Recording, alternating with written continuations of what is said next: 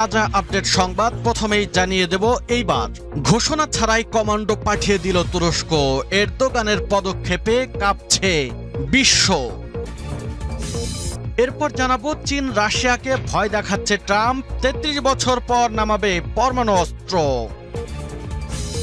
জানাবো, রাশিয়ার পদক্ষেপে ইউক্রেনের উপর ঝাঁপিয়ে পড়ল উত্তর কোরিয়া। এদিকে রাশিয়া ও যুক্তরাষ্ট্র দুই শক্তিধর পারমাণবিক তৎপরতা শঙ্কায় বিশ্ব। এবং সর্বশেষ জানিয়ে দেব, ইরানের পরমাণু আসলে অজুহাত, আমেরিকার নীল নকশা ফাঁস। এতক্ষণ শুনছিলেন সংবাদ শিরোনাম, এখন বিস্তারিত। অনুরোধ থাকবে ভিডিওটিতে একটি লাইক দিন, কমেন্টস করে জানিয়ে দিন আপনি কোন জেলা থেকে বা কোথা থেকে এই সংবাদটি শুনছেন।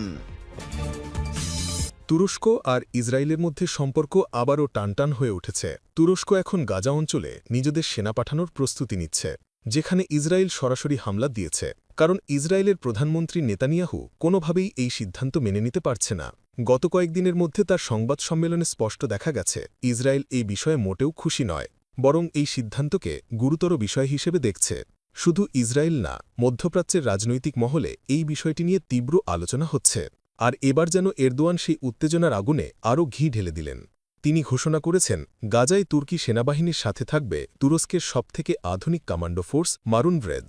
এই ঘোষণার সঙ্গে সঙ্গে মধ্যপ্রাচ্যের রাজনৈতিক মানচিত্র যেন মুহূর্তেই বদলে গিয়েছে। অনেক বিশেষজ্ঞরা বলছেন, মারুনব্রেজ কমান্ডো ফোর্সের নাম শুনলেই পুরো পৃথিবী সতর্ক হয়ে যায়। কারণ এই ইউনিটটি তুরস্কের সবচেয়ে দক্ষ, দ্রুত এবং গোপনীয় এলিট ফোর্স হিসেবে পরিচিত। এই ফোর্স কখনও নিজেদের সামনে আনে না, এমনকি কেবলমাত্র সেদেশের প্রধানমন্ত্রী ছাড়া কেউই জানে না সেখানে কারা কাজ করেন। সাধারণত তারা দেশের নিরাপত্তা, রাষ্ট্রীয় গুরুত্বপূর্ণ সিকিউরিটি এবং এরদোয়ানের বিশেষ নিরাপত্তার দায়িত্ব পালন করে থাকে। তারা বিশ্বের সবথেকে কঠিন বার্ডেস ট্রেনিং প্রাপ্ত, যা যুক্তরাষ্ট্র এবং ব্রিটেনের এলিট ফোর্সের ট্রেনিংয়ের থেকেও ভয়ানক। এর মানে গাজায় তাদের পাঠানো হলে পরিস্থিতি পুরোপুরি পাল্টে যাবে। বিশেষজ্ঞরা বলেন, এই বাহিনী এমন ক্ষমতা সম্পন্ন যে তারা মাত্র ২ দিনের মধ্যে তুরস্কের যে কোনো বিদেশি গুপ্তচরকে খুঁজে বের করতে সক্ষম। ইসরায়েলের এই বাহিনীর থেকেও বেশি আপত্তি তাদের ব্যবহার করা যুদ্ধ সরঞ্জাম নিয়ে। তাদের অস্ত্রশস্ত্র এবং যন্ত্রপাতি অত্যাধুনিক।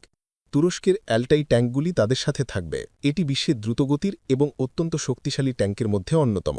প্রতি ঘণ্টায় প্রায় ৯০ কিলোমিটার বেগে এগোতে সক্ষম। এই ট্যাঙ্কটি এমনভাবে তৈরি করা হয়েছে যে এটি ৫ কিলোমিটার দূরের যে কোনো লক্ষ্যবস্তুকে নিখুঁতভাবে আঘাত করতে পারবে। তাদের সঙ্গে থাকবে TO-9 মাল্টিরোল অ্যাটাক হেলিকপ্টার। এই হেলিকপ্টারের বিশেষ বৈশিষ্ট্য হল এটি একসাথে মাটিতে এবং আকাশে উভয় জায়গায় আক্রমণ চালাতে পারে। প্রতি ঘণ্টায় ৩৫০ কিলোমিটার বেগে চলতে পারে। এটি পৃথিবীর একমাত্র হেলিকপ্টার যা সীমিত জায়গাতেও ঘুরে শত্রুকে সামনাসামনি অ্যাটাক চালাতে পারে। এই হেলিকপ্টারের সাথে রয়েছে মেশিনগান, মিসাইল লঞ্চার এবং র্যাডার জ্যামিং টেকনোলজি। তুরস্ক তাদের সৈন্যদের নিয়ে সবসময় সিরিয়াস। তাদের সৈন্যদের নিরাপত্তার জন্য আকাশে থাকবে সুপারসনিক ফাইটার জেট তাইকান। এই জেটের গতি অত্যন্ত দ্রুত এবং এর আক্রমণ ক্ষমতা সারা বিশ্বে আলোচিত। শত্রু বিমান বাহিনী এটি আকাশে দেখতে পেলে সামনাসামনি যুদ্ধ না করেই সরাসরি তাদের নিরাপদ জায়গায় চলে যায়, কারণ তাইকান যে কোনো শত্রু বিমানকে ৪০ কিলোমিটারের বেশি দূরত্ব থেকে লক করতে পারে, এমনকি অ্যাটাক চালাতেও সক্ষম। এছাড়া অত্যাধুনিক র্যাডার এবং লেজার গাইডেড মিসাইলের সাহায্যে এটি একসাথে ১৫টা যুদ্ধবিমান টার্গেট করতে পারে। তাই এই ফাইটার জেটকে মোকাবেলা করা মুখের কথা নয়। ইসরায়েলি সামরিক গোয়েন্দারা এখন দিনরাত নজর রাখছে তুরস্কের ভূমধ্যসাগর উপকূলের সামরিক ঘাঁটিগুলোর ওপর, কারণ এখানে দেখা গেছে যে সেনা এবং অস্ত্র সরঞ্জামের সরবরাহ ও প্রস্তুতি চলছে। গাজা উপত্যকার দিকে এগোতে যাওয়া যে কোনো জাহাজকে কঠোর নজরদারিতে রাখা হয়েছে। নেতানিয়াহু ইতোমধ্যেই বলেছেন, তুরস্ক যদি গাজায় সেনা পাঠায় তাহলে এটি সরাসরি ইসরায়েলের সার্বভৌম নিরাপত্তার প্রশ্ন তুলবে। অন্যদিকে এরদোয়ানও পিছিয়ে নেই। তিনি বলেছেন, যদি নিরীহ মানুষদের অধিকার ফিরিয়ে দেওয়া না হয় তাহলে তুরস্ক চুপ থাকবে না।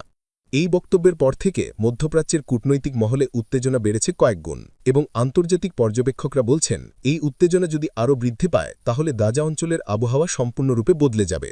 বিশেষজ্ঞরা বলছেন, তুরস্ক গাজা উপত্যকায় তুর্কি সেনা ও মারুনব্রিজ কমান্ডো ফোর্স পাঠানোর মানে হল মধ্যপ্রাচ্যে নিজেদের উপস্থিতি শক্তিশালী করতে চাইছে তুরস্ক। তুরস্ক ও ইসরায়েলের মধ্যে এই সাম্প্রতিক উত্তেজনা শুধুমাত্র ২ দেশের মধ্যে সীমাবদ্ধ নেই, এটি পুরো মধ্যপ্রাচ্যের রাজনৈতিক, সামরিক এবং কূটনৈতিক ভারসাম্যের ওপর সরাসরি প্রভাব ফেলতে পারে। গাজায় তুর্কি সেনা ও মারুনব্রিজ কমান্ডো ফোর্সের উপস্থিতি একটি গুরুত্বপূর্ণ পরিবর্তন আনছে, যা পরবর্তী কয়েক সপ্তাহ পরেই হয়তো আমরা দেখতে পাব। ইরান পরমাণু অস্ত্র তৈরি করছে এই অজুহাতে তেহরানে তুলকালাম বাঁধিয়েছিল ইসরায়েল আমেরিকা। একের পর এক হামলা চালিয়ে দেশটির জ্যেষ্ঠ পরমাণু বিজ্ঞানী ও ঊর্ধ্বতন সামরিক কর্মকর্তাদের শেষ করে দিয়েছে নেতানিয়াহুর সেনারা। তবে হাত গুটিয়ে বসে থাকেনি আয়াতুল্লাহ খামিনির বাহিনী। ইসরায়েল আমেরিকার ফাঁদ বুঝতে পেরেই পূর্ণ শক্তিতে প্রত্যাঘাত করে তেহরান। ইরানের প্রত্যাঘাতে টিকতে না পেরে শেষ পর্যন্ত তেহরানের কাছে মাথা নত করে বেনিয়ামিন নেতানিয়াহু। যে পরমাণু ইস্যুকে কেন্দ্র করে এত নাটকীয়তা, এবার তেহরানের সেই পরমাণু শক্তি নিয়েই সত্যটা জানালো জাতিসংঘের পরমাণু পর্যবেক্ষক সংস্থা। আন্তর্জাতিক পরমাণু শক্তি সংস্থার মহাপরিচালক রাফায়েল গ্রোসির বরাতে টিআরটি ওয়ার্ল্ড জানিয়েছে, ইরান পারমাণবিক অস্ত্র তৈরি করছে এমন কোনো প্রমাণ পাওয়া যায়নি, আর অতীতেও বানায়নি এটি। একেবারে পরিষ্কারভাবেই বলা যায়, তেহরান এখনও পরমাণু অস্ত্র বিস্তার রোধ চুক্তি বা এনটিপিতে অটল রয়েছে। নিউ ইয়র্ক বা ভিয়েনায় ইরানকে ঘিরে কোনো প্রস্তাব গৃহীত হলে আচরণের এক ধরনের পুনরাবৃত্তি দেখা যায়, তবে আদৌ তারা সেই পথে হাঁটছে না। এর আগে আন্তর্জাতিক পরমাণু শক্তি সংস্থা জানিয়েছিল, ইরানের কাছে এখন 400 কেজি ইউরেনিয়াম রয়েছে, যেগুলো 60% পর্যন্ত বিশুদ্ধ করেছে তারা। এটা যদি কোনোভাবে 90% উন্নীত করা যায়, তাহলে খুব সহজেই পরমাণু অস্ত্র তৈরির সক্ষমতা অর্জন করতে পারবে তেহরান। গত জুনে সংস্থাটির এমন বিবৃতির পরপরই ইরানে অপারেশন রাইজিং লায়ন শুরু করে ইসরায়েল, যাতে শেষ পর্যন্ত আমেরিকাও জড়িয়ে যায়। তবে তারা নিজেদের লক্ষ্য বাস্তবায়ন করতে ব্যর্থ হয়। বিশ্লেষকরা বলছেন, ইরান ইউরেনিয়াম সমৃদ্ধ করছে, এটা শুধু ছিল একটা অজুহাত। প্রকৃতপক্ষে তারা চেয়েছে ইরানের শাসন ব্যবস্থার পরিবর্তন। খামিনি সরকারের পতন ঘটিয়ে নিজেদের পুতুল সরকার স্থাপন করতে চেয়েছিল ইসরায়েল আমেরিকা, কিন্তু তারা তাতে সফল হয়নি। এদিকে ফ্রান্স, জার্মানি ও যুক্তরাজ্য সম্প্রতি ইরানের বিরুদ্ধে জাতিসংঘের নিষেধাজ্ঞা পুনর্বহালের প্রক্রিয়া বা স্ন্যাপব্যাক ব্যবস্থা সক্রিয় করার ঘোষণা দিয়েছে। এরপর তেহরানও আইএই এর সঙ্গে সম্পর্ক পুনর্মূল্যায়নের ঘোষণা দেয়। তবে গ্রুসি জানিয়েছেন, ইরানি কর্মকর্তারা সংস্থাটিকে আশ্বস্ত করেছেন যে তারা এখনও পরমাণু অস্ত্র বিস্তার রোধ চুক্তির কাঠামোর মধ্যেই থাকতে চায়, যা তিনি বুদ্ধিদীপ্ত সিদ্ধান্ত বলে মন্তব্য করেন। পরমাণু সমরাস্ত্রে দীর্ঘদিনের সংযম নীতির অবসান ঘটিয়ে বিশ্বকে নতুন দুঃস্বপ্নের সামনে এনে দাঁড় করাল যুক্তরাষ্ট্র। দক্ষিণ কোরিয়ার মাটিতে ট্রাম্প শিনপিং বৈঠকের আগে এমন ঘোষণাকে অনেক বিশ্লেষক দেখছেন চাপ সৃষ্টির কৌশল হিসেবে। সমালোচকরা বলছেন, এর কারণে জ্বলে উঠতে পারে পারমাণবিক উত্তেজনার ছাইচাপা আগুন। মার্কিন প্রেসিডেন্টের দাবি, তার প্রথম মেয়াদী পরমাণু অস্ত্রভাণ্ডার আধুনিক করার প্রয়োজন ছিল। অচিরেই পরীক্ষা শুরুর কথা বললেও কবে, কোথায় এবং কিভাবে হবে কিছুই জানাননি ট্রাম্প। এই নিয়ে পাওয়া যায়নি মার্কিন প্রতিরক্ষা দপ্তরের আনুষ্ঠানিক কোনো মন্তব্য। আন্তর্জাতিক রাজনৈতিক দাবার ছকে ট্রাম্পের পরমাণু অস্ত্র পরীক্ষার ঘোষণা তৈরি করছে অজানা বিপর্যয়ের সংকেত। দক্ষিণ কোরিয়ায় শি জিনপিংয়ের সঙ্গে হাত মেলালেও চীনের সাথে এখনও বাণিজ্য যুদ্ধ শেষ করেনি ওয়াশিংটন।